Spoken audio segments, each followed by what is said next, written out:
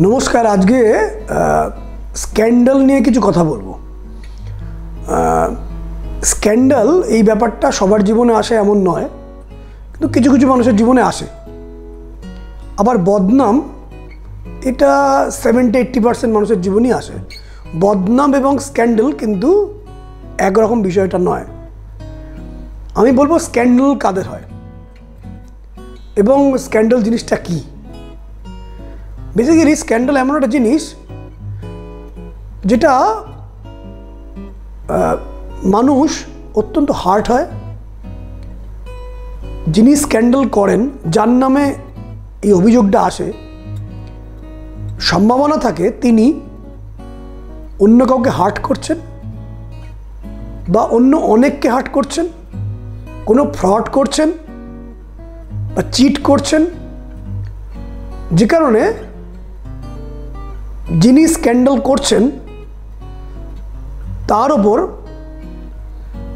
মানুষের বিদ্বেষ তৈরি হয়। স্ক্যান্ডাল কত ধরনের হয়? সামাজিকভাবে, মানে সোসাইটিগত, ফ্যামিলিগত, ফ্যামিলি ওয়াইজ, ফিনান্সিয়ালি স্ক্যান্ডাল মানুষের জীবনে আসতে পারে, বিজনেসগত, জবের থেকে, এই সব জায়গা থেকে মানুষের স্ক্যান্ডাল আসার সম্ভাবনা থাকে। একাডেমিক ওয়াইজ স্ক্যান্ডাল আসতে পারে, আরও বিভিন্ন উপায়ে মানুষের জীবনে স্ক্যান্ডাল আসতে পারে।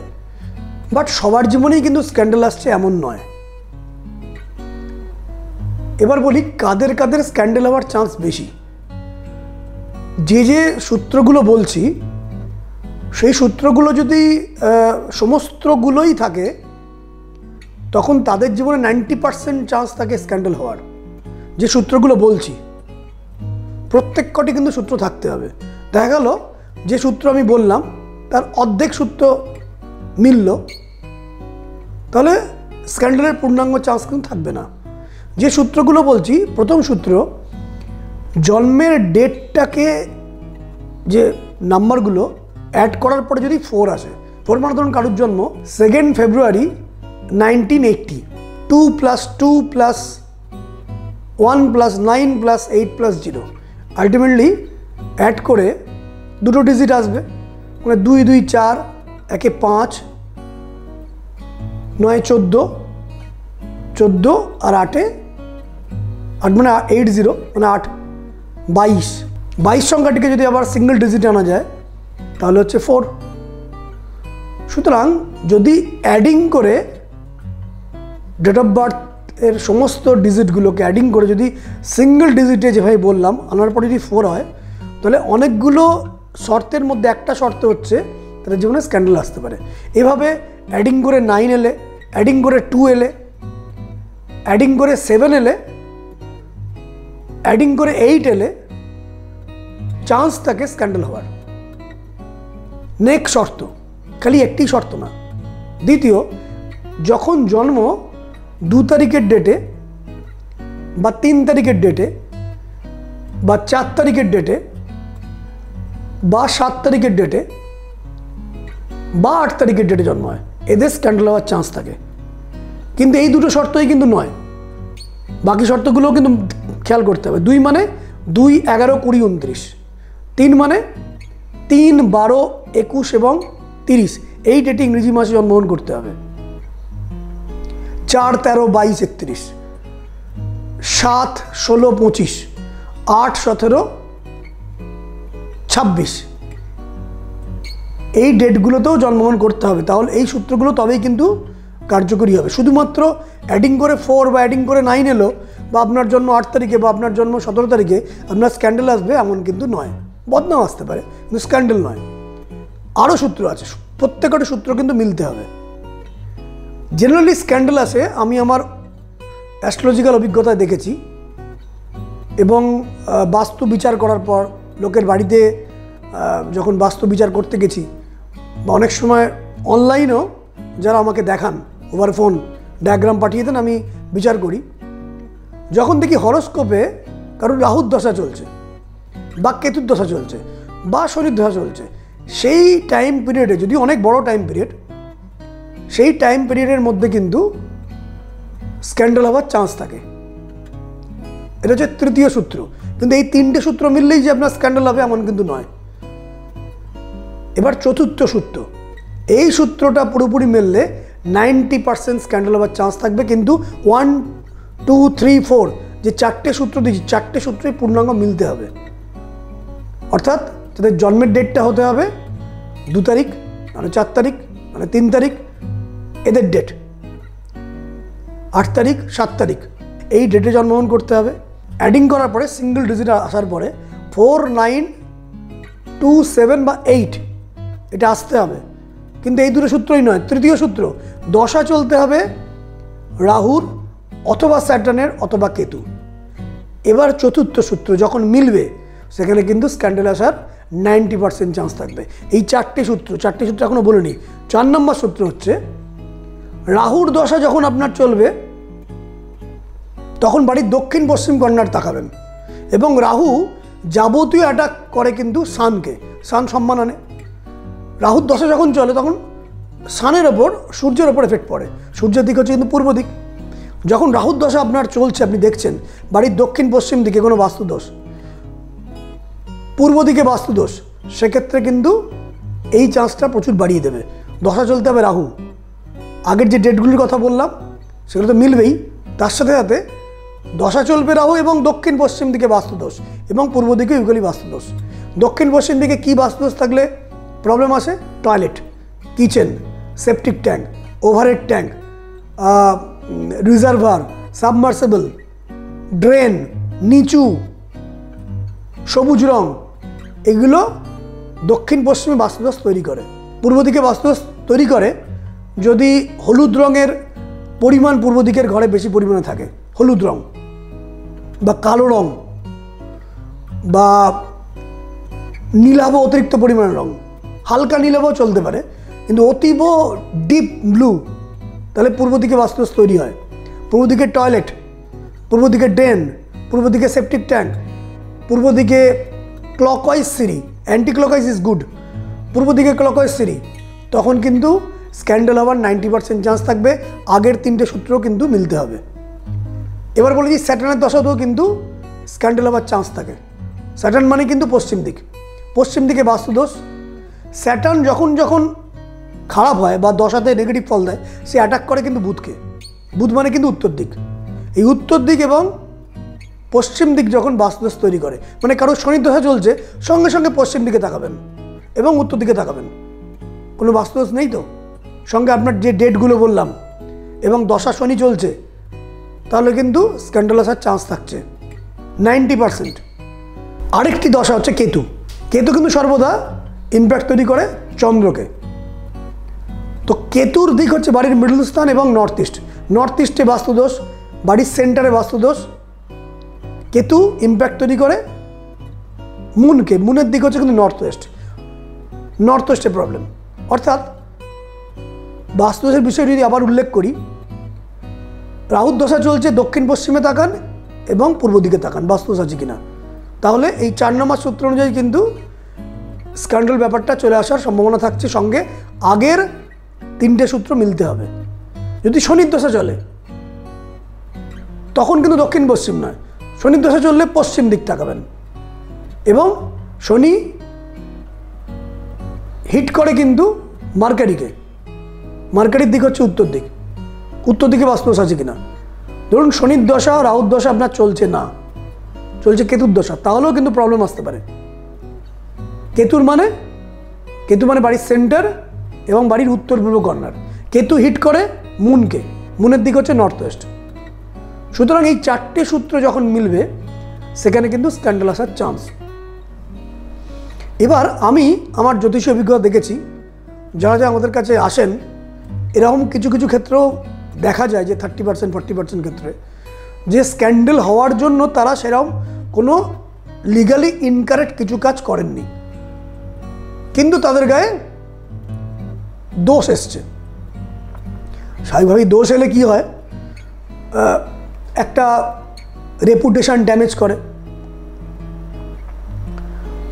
যারা লিগালি কারেক্ট, স্ক্যান্ডালের হওয়ার জন্য তারা সেরকম কাজ কিছু করেনি, লিগালি তারা কারেক্ট, তারাও অনেকে আমার কাছে আসেন, তখন আমি দেখেছি তাদের কী কী ফেস করতে হয়।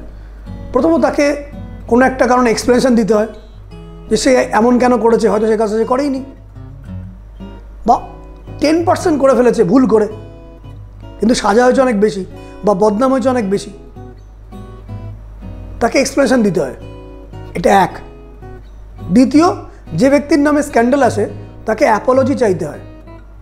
3, তাকে কোনো কম্পেনসেশন দিতে হয়। 4, তাকে লোকে অত্যন্ত বদনাম করে, তার মনটাকে খণ্ড খণ্ড করে দেয়।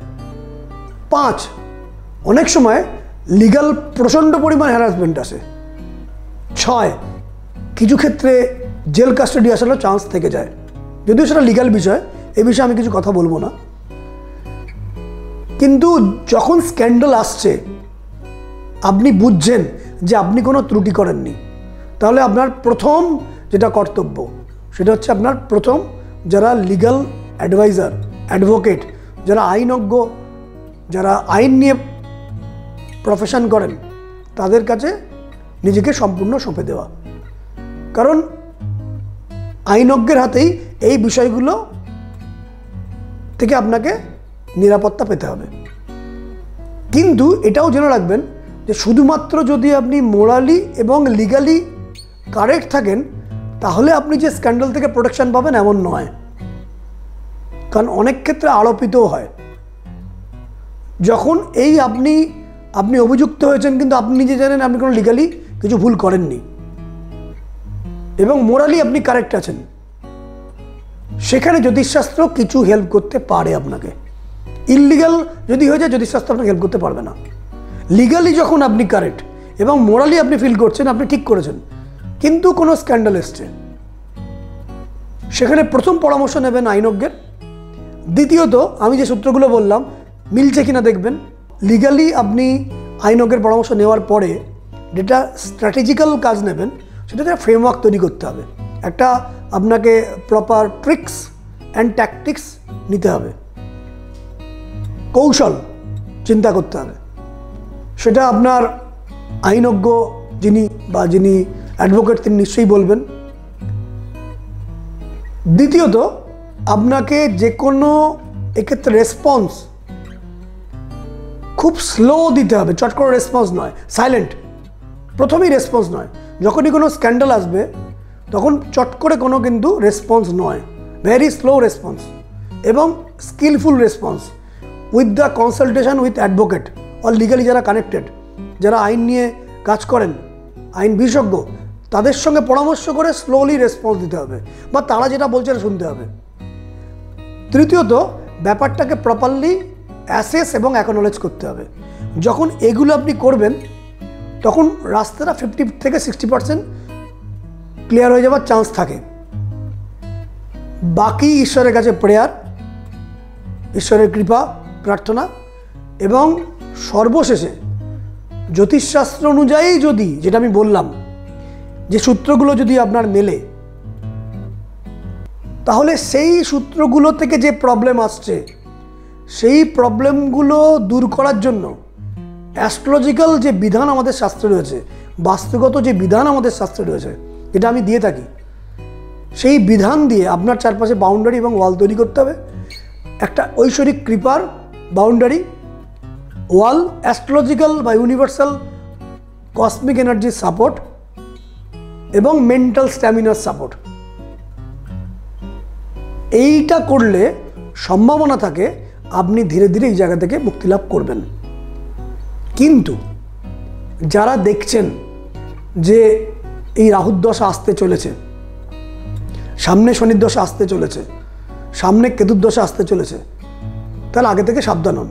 কারণ আমি অধিকাংশ ক্ষেত্রে দেখেছি মানুষ যখন স্ক্যান্ডাল আসে, রাহুর দশা প্রবেশ করলে সঙ্গে সঙ্গে স্ক্যান্ডাল আসবে এমন নয়, 10% ক্ষেত্রে হয়।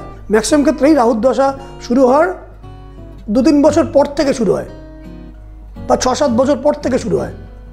রাহুর দশা প্রবেশ করলে সঙ্গে সঙ্গে শুরু হয়ে যায়, এটা 10% ক্ষেত্রে হয়। যখন আপনি অ্যাস্ট্রোলজিক্যালি দেখছেন হরোস্কোপ ওয়াইজ আপনার রাহুর দশা হয়তো দেখা গেল 2027 শুরু হবে তার মানে রাহুর দশা আগের মঙ্গলের দশা থাকবে।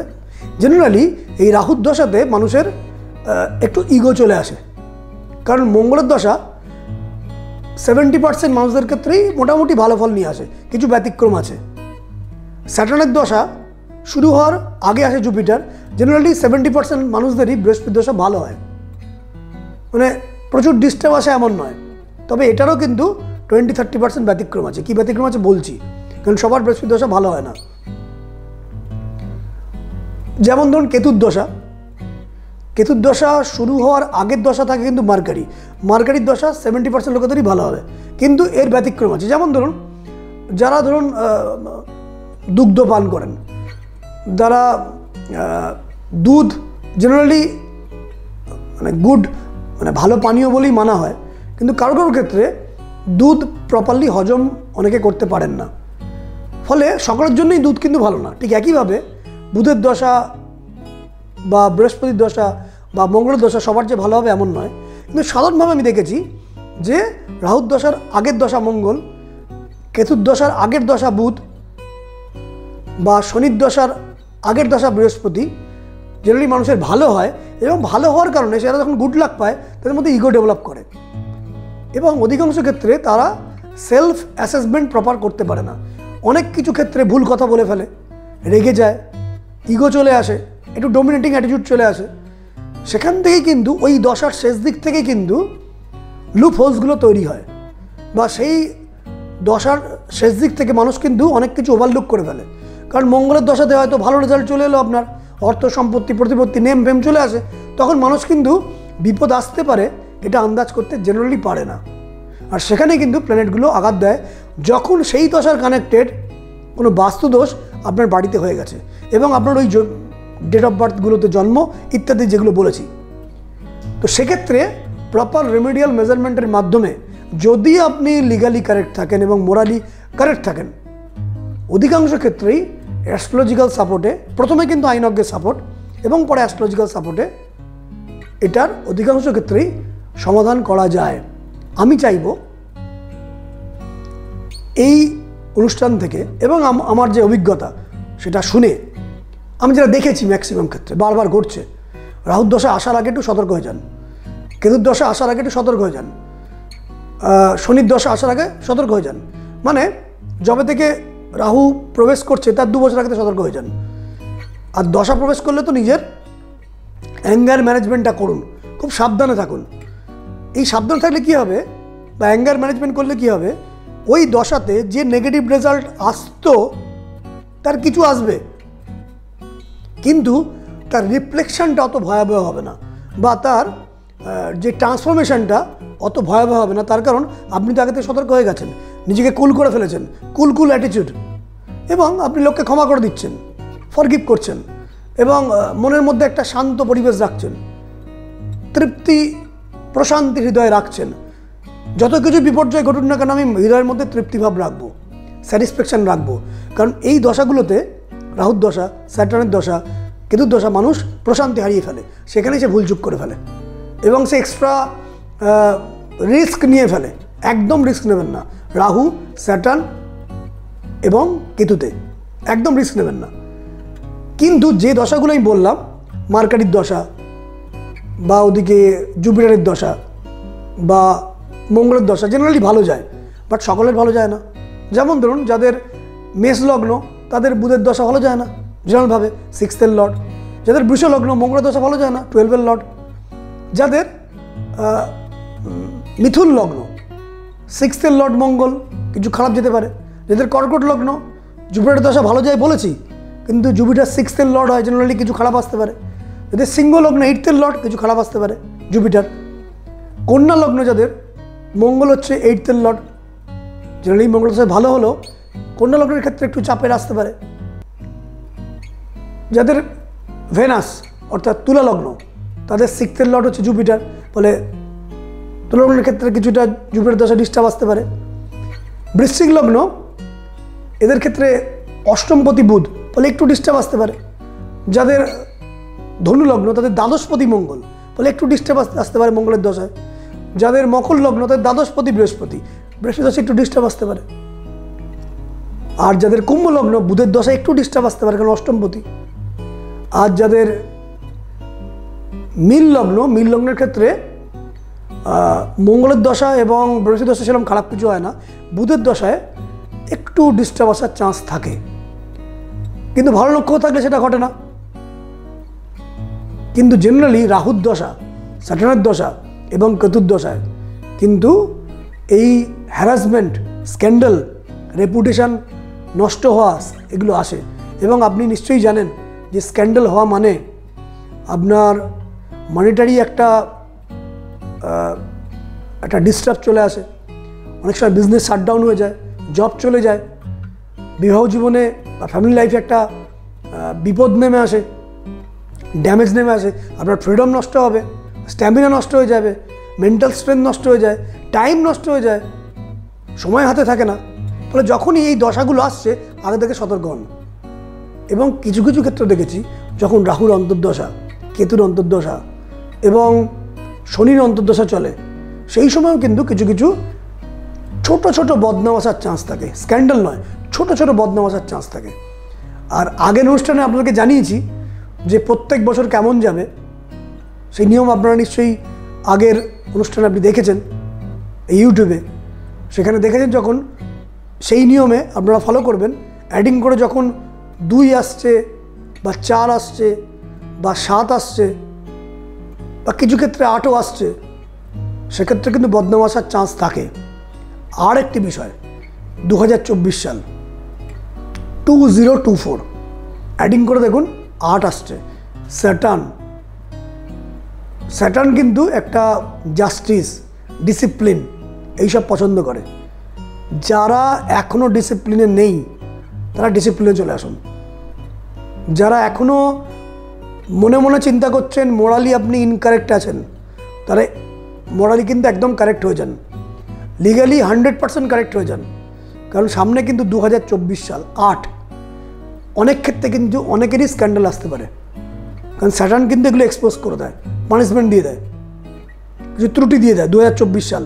ফলে যদি আপনি মোরালি কারেক্ট হয়ে যান, ডিসিপ্লিনে চলে আসুন, মন প্রশান্তিযুক্ত হয়ে যান, মানুষকে ক্ষমা করে দিন, প্রতি মুহূর্তে, প্রতিটা সেকেন্ডে ক্ষমা করে দিন এবং ভুলে যান, হৃদয়ের মধ্যে একটা প্রশান্তি রাখেন এবং যদি ভেতরে একটা ভাইব্রেশন তৈরি করেন, always I am in a happy mood, নিজের মুখকে ইমপ্রুভ করার চেষ্টা করেন। যত কিছুই বিপত্তি ঘটুক না কেন, যত কিছুই অবহেলা, লাঞ্ছনা, অপমান আসুক না কেন, ভেতরে আপনি প্রশান্তি রাখুন, নিজেকে ডিসিপ্লিনে রাখুন, একদম নিয়ম মেনে চলুন, মোরালি কারেক্ট হন এবং নিজেকে ইমপ্রুভ করার চেষ্টা করুন। মুড ওয়াইজ মানুষকে ক্ষমা করে দিন, দয়া করে দিন এবং সেগুলো মনেও রাখবেন না, নিজেকে পুশ করুন সেই স্পিরিচুয়াল এক্সপিরিয়েন্সের দিকে, যে I will be always in a meditative state with the sense of relaxation and with full of concentration and alertness to stay in a very good mood. Always নিজেকে অ্যালার্ট করুন, I have to stay in a good mood. Always নিজের মাইন্ডকে বলুন, I have to stay in a relax mood with the full sense of discipline. Legally correct থাকুন এবং morally ethically correct থাকুন, তাহলে 2024 কিন্তু বিপদ আনবে না। কিন্তু যারা ইনডিসিপ্লিন লাইফ লিড করছেন, যারা মোরালি ইনকারেক্ট, লিগালি ইনকারেক্ট, যদি দশা খুব ভালো ফেভার না করে, 2024 সাল কিন্তু অনেক ক্ষেত্রে মানুষের বদনাম, শত্রুতা, স্ক্যান্ডাল ডেকে আনতে পারে। যারা morally correct, legally correct, disciplined, mentally happy থাকবে, তাদের জন্য কিন্তু 2024 ভালো। আর 2024-এ আমি খুব সংখ্যায় বলে দিই, যাদের কর্কট রাশি তারা একটু চাপে থাকবে, সিংহ রাশি চাপে থাকবে, বৃশ্চিক রাশি চাপে থাকবে এবং কুম্ভ রাশি কিন্তু চাপে থাকবে, মীন রাশিও কিন্তু অর্ধ চাপে থাকবে। এবং এদের লগ্নগুলো 2024-এর, এদের সবার জীবনে স্ক্যান্ডাল আসবে আমি বলিনি, সবাই বদনাম আসবে এমনও বলিনি। এই রাশিগুলোর ওপর বেশ চাপ তৈরি হবে, যে রাশিগুলোর কথা বললাম। সুতরাং একটু আপনাকে সতর্ক থাকতে হবে। Thank you.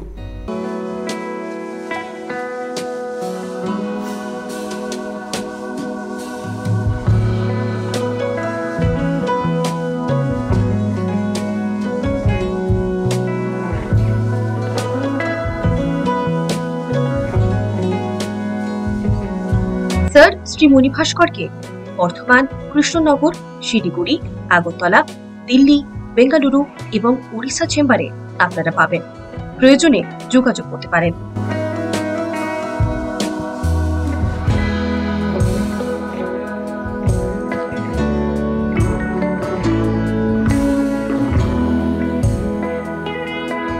পার্সোনাল এবং বাস্তু উভয় ক্ষেত্রেই অনলাইন কনসালটেন্সিতে আছেন স্যার শ্রীমণি ভাস্কর। পার্সোনাল এবং বাস্তু অনলাইন কনসালটেন্সি পেতে আপনারা যোগাযোগ করতে পারেন।